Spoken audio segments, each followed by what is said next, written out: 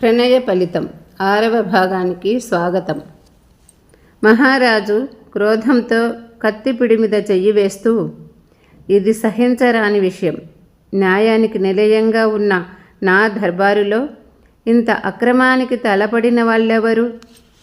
నా ధర్మనిష్టకు భంగం కలిగించిన వాళ్ళెవరు అని మంత్రి వైపు తిరిగి, మంత్రి, సభా గౌరవాన్ని మరచి దుస్సాహసంతో ఈ పనికి పూనుకున్న వాళ్లను పట్టుకొని తెల్లవారే లోపల తల తీయించండి అని ఇంకా ఏదో అంటున్నంతలో వర్తక ప్రముఖుని వేషములో ఉన్న జితేంద్రుడు మరో 4 మనుషులతో ముందుకు వచ్చి పాముల సాహెబును అతనితో వచ్చిన 2 మనుష్యులను కదలకుండా పట్టుకొని, మహారాజా, మీ ఆనతి ప్రకారం దండనార్హుణ్ణి నేనే. నా తల తీయించే ముందు మీ పాదాల దగ్గర పడి ఉన్న కోడెత్రాచును చూడండి అన్నాడు. మహారాజుతో పాటు అందరి దృష్టి ఆ పామున్న వైపుకు మళ్ళింది. మహారాజు పాదాలు ఉంచే పీటకు సమీపంగా మెలికలు తిరిగి చుట్టబెట్టుకుపోయి ఉన్న పాము తలలో బాకు దిగబడి ఉంది. పాము అక్కడికి ఎలా వచ్చిందో, బాకు దానికి ఎప్పుడు గుచ్చుకుందో ఇంతవరకు ఎవ్వరూ చూడలేదు. మహారాజు ఏమీ అర్థం కాక మంత్రి ముఖంలోకి చూశారు. మంత్రి ఆయన అభిప్రాయం తెలుసుకున్నాడు. అతను వర్తకుని వేషంలో ఉన్న జితేంద్రుణ్ణి చూసి, ఎవరు నువ్వు? ఈ పాము ఇక్కడికెలా వచ్చింది అన్నాడు. ప్రభువులను పాము గండం నుండి కాపాడి అందుకు బహుమతిగా మహారాజు వల్ల మరణదండన పొందిన అదృష్టవంతుణ్ణి అని. మహారాజా, ఈ నీచుల్ని బంధించడానికి అనుమతివ్వండి అంటూ జితేంద్రుడు పాముల వాళ్లను 3 త్రాళ్లతో బంధించి ప్రక్కను నిలబెట్టాడు. పాముల సాహెబు బంధ విముక్తుడవడానికి పెనుగులాడుతూ, మహారాజా, మోసపోకండి. ఆ కోడెత్రాచు మా బుట్టలోది కాదు. ఇతనెవరో తమను అంతం చేయాలనే ఉద్దేశంతో ఆ పామును విడిచిపెట్టాడు. అది చూసి నా అనుచరుడు బాకు విసిరి ఆ పామును సంహరించాడు. తన ఉద్దేశం నెరవేరలేదన్న కోపంతోనూ తన నేరం మా వల్ల బయటపడిపోతుందనే భయంతోనూ ఇతను గిరినాగును నరికి చంపి నా స్వరకాయను పగలగొట్టాడు. అలా చేస్తే తప్పకుండా సభలో అలజడి లేస్తుందని, ఆ సమయంలో తను తప్పించుకు పారిపోవచ్చని ఆలోచించుకున్నాడు.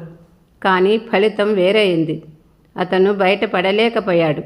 మహారాజా, అతన్ని పారిపోనివ్వకండి. అతనితో ఉన్న వాళ్ళందరితో పాటు త్వరగా పట్టుకోండి అని అరవసాగాడు. మహారాజుకు ఏం చేయడానికి తోచలేదు. ఎవరి మాట నిజమో ఎవరి మాట అబద్ధమో కూడా ఆ సభలో ఉన్న వారెవ్వరూ నిర్ధారణగా చెప్పలేకపోతున్నారు. అంతలో జితేంద్రుడు తలపాగా తొలగించి ముఖానికి పూసుకున్న నల్లరంగు తుడిచి వేసుకొని, మహారాజా, ఇప్పుడు చూడండి, ఆ పామును ఎవరు విడిచిపెట్టింది మీకే తెలుస్తుంది అన్నాడు. జితేంద్రుని నిజరూపం చూడగానే పాముల సాహెబు కంపించిపోతూ, నువ్విక్కడే ఉన్నావా? సుందరగడం వెళ్ళేవని నా అనుచరులు చెబితే విని నిర్భయంగా దర్బారులో ప్రవేశించాను. నీ చేతికి చిక్కాను అన్నాడు. జితేంద్రుడు అతని కళ్ళల్లో కళ్ళు పెట్టి కోపంగా చూస్తూ, నిన్ను బంధించడానికి అంతకంటే నాకు మరో ఉపాయం తోచలేదు. మీ మహారాజు ప్రతాపసింహుణ్ణి పద్మముఖుణ్ణి బంధించి తీసుకువస్తున్న సమయంలో నువ్వు నీ అనుచరులతో మమ్మల్ని వెంబడిస్తూ వచ్చావు. ఆ సంగతి నేను దారిలోనే గమనించాను. మహారాజు ప్రతాపసింహుడు ఇక విముక్తుడు కాకుండా ఉండటానికే ఇక్కడికి తీసుకువచ్చాము. ఇక నీ విషయం అంటావా? నేను ఇక్కడ ఉన్నంత కాలం నువ్వు కాలు ముందుకు వేసి కార్యరంగంలోకి దిగవు. అది గుర్తించే రణధీర్కు నా వేషం వేసి సుందరగడం పంపించాను. నేను వీరగడాన్ని విడిచిపెట్టేనని భావించి ఇక నిన్ను ఇక్కడ పట్టుకోగలిగిన వాళ్ళెవరూ లేరనే ధీమాతో మీ మహారాజును విడిపించుకుపోవాలనే ఉద్దేశంతో మా మహారాజును చంపడానికి పూనుకున్నావు అని మహారాజు వైపు తిరిగి, మహారాజా, వాళ్ళు 3 ప్రతాపసింహుని గూఢాచారులు. సాహెబు వేషంలో ఉన్న అతను శంకరదాసు. గూఢాచారి విద్యలో అసామాన్యమైన ప్రజ్ఞను సంపాదించాడు. కానీ ఈనాడు మాత్రం గూఢాచారులకందరికీ అవమానకరమైన పని చేశాడు. గూఢాచారి నిబంధనలకు వ్యతిరేకంగా ప్రవర్తించాడు. గూఢాచారులకు సామాన్య సైనికుని కూడా చంపడానికి అధికారం లేదు. అదేవిధంగా గూఢాచారులు ఒకవేళ శత్రువులకు దొరికినా వారికి మరణదండన విధించకూడదు. అయితే ఈ శంకరదాస్కు మాత్రం ఆ నిబంధన వర్తించదు. ఎందుచేతనంటే అతను ఒక మహారాజును, అంటే మిమ్మల్నే పాము చేత కరిపించి హత్య చేయడానికి ప్రయత్నించాడు. అతనికి మీరు తోచిన శిక్ష విధించవచ్చు. ఇక ఆ మిగిలిన ఇద్దరిలోనూ ఒకతను రామనామం, రెండవతను దేవానందం. మహారాజా, వీళ్ళని వెంటనే చెరసాలలో బంధించే ఏర్పాటు చేయండి అన్నాడు. మహారాజు జితేంద్రుడు చెప్పిన ప్రకారం గూఢచారులను ముగ్గురిని వెంటనే చెరసాలకు పంపించి తర్వాత ఇలా అన్నాడు. జితేంద్ర, దర్బారులో ఇందరు ఉండగా ఆ పాము నా దగ్గరికే ఎలా వచ్చింది? అది విశేషం మహారాజా. సాహెబ్ వేషంలో ఉన్న శంకరదాసు రెండవ పోటీ ప్రారంభించే ముందు మీ దగ్గరకు వచ్చి పాదాలు తాకి వెళ్ళాడు. అప్పుడతను మీ దగ్గర నుండి తిరిగి వెళ్ళే సమయంలో నాగస్వరపు కాయను నేల మీద తాకిస్తూ వెళ్ళాడు. అతను అలా ఎందుకు చేశాడో మొదట గ్రహించలేకపోయాను. కానీ మూడవ పోటీ ఆఖరి ఘట్టంలో అందరూ తన్మయులై ఉన్న సమయంలో అతను కోడెత్రాచును బయటికి తీసి విడిచిపెట్టాడు. అయితే నేను అతడిని మొదటి నుంచి అనుమానిస్తూనే ఉన్నాను. కానీ వేషం మార్చడంలో అతనికున్న నైపుణ్యం వల్ల అతనే శంకరదాస్ అని తెలుసుకోలేకపోయాను. బయట విడిచిపెట్టిన కోడెత్రాచు శంకరదాసు స్వరపు కాయను తాకించిన నేల మీద నెమ్మదిగా ప్రాకుతూ మిమ్మల్ని సమీపించసాగింది. అతను స్వరపు కాయను తాకించడానికి గల కారణం నాకప్పుడు అర్థమైంది. అతను ఆ పామును మంత్రబద్ధం చేసి మీ దగ్గరకు రావడానికి మార్గం చూపి దాని కాటి వల్ల మిమ్మల్ని అంతం చేయాలనుకున్నాడు. వెంటనే నేను బాకు తీసి సమయం కోసం చూస్తూ ఉండగా ఆ పాము మిమ్మల్ని సమీపించి పడగ విప్పి తలెత్తింది. ఆ అవకాశం పోనివ్వకుండా బాకు విసిరి దాన్ని అంతం చేశాను. దర్బారులో ఉన్న వారందరి దృష్టిని తన వైపు లగ్నం చేసుకోవడానికి తాపత్రయపడుతున్న శంకరదాసు తన విడిచిన పామును నా బాకుకు బలైనట్లు తెలుసుకోలేకపోయాడు. ప్రదర్శన చూడడంతో తన్మయులైన మీరు కూడా ఆ విషయం గమనించలేకపోయారు. అదే సమయంలో సోమప్ప పట్టుకున్న పాము అతని చేతి పట్టు విడిపించుకొని పడగ విప్పి పైకి లేస్తూ ఉండటం, సాహెబులా తయారైన శంకరదాసు ఊరకంటితో మీ వైపు చూడడం జరిగింది. ఆ చూపే అతన్ని నాకు పట్టి అప్పగించింది.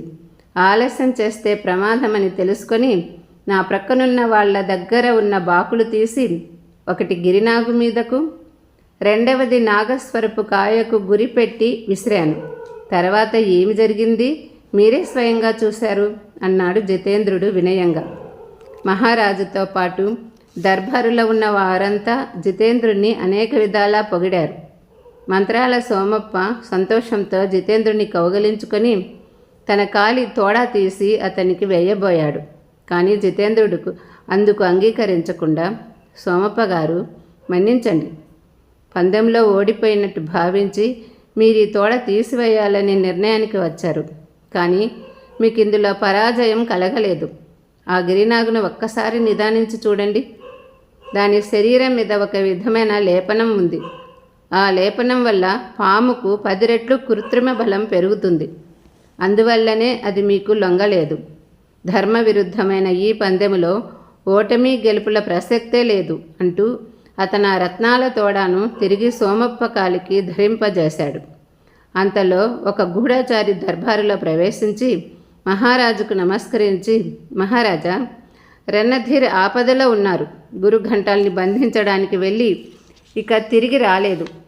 ఈ లోపల భయంకర భృంగి దాపురించాడు. భయంకర భృంగి, గురుఘంటాల్ ఒకరికొకరు తోడై సుందరగడంలో ఉన్న ప్రజలందరినీ గడగడలాడిస్తూ ఉన్నారు. కీర్తిసేన మహారాజు కూడా ప్రాణభయంతో కంపించిపోతున్నారు. భయంకర భృంగి పేరుతో కూడా ప్రకటన పత్రాలు సుందరగడం వీధుల్లో అంటించబడుతున్నాయి. నిన్న ప్రకటించిన పత్రం చూస్తేనే శరీరం జలధరిస్తుంది. అందులో రణధీర్ని అతను బంధించినట్లు, ఈరోజు రాత్రి 12 గంటలకు రణధీర్ శిరస్సుతో అతను రాజభవనంలో ప్రవేశించదలుచుకున్నట్లు ఉంది. ఇదిగో ఈ పత్రం చూడండి అని అతను ప్రకటన పత్రాన్ని మహారాజు ఎదుట ఉంచాడు. మంత్రి ధీరేంద్రుడు దాన్ని అందరికీ చదివి వినిపించాడు. మహారాజు పత్రంలో ఉన్న వాక్యాలు విని చాలా ఆందోళన చెందాడు. ధీరేంద్రుడు మహారాజు స్థితిని చూసి, మహారాజా, కలవరపడవలసిన కారణం ఏమీ కనిపించడం లేదు. మన జితేంద్రుణ్ణి వెంటనే సుందరగడం పంపించండి, పరిస్థితులన్నీ చక్కబడతాయి అన్నాడు.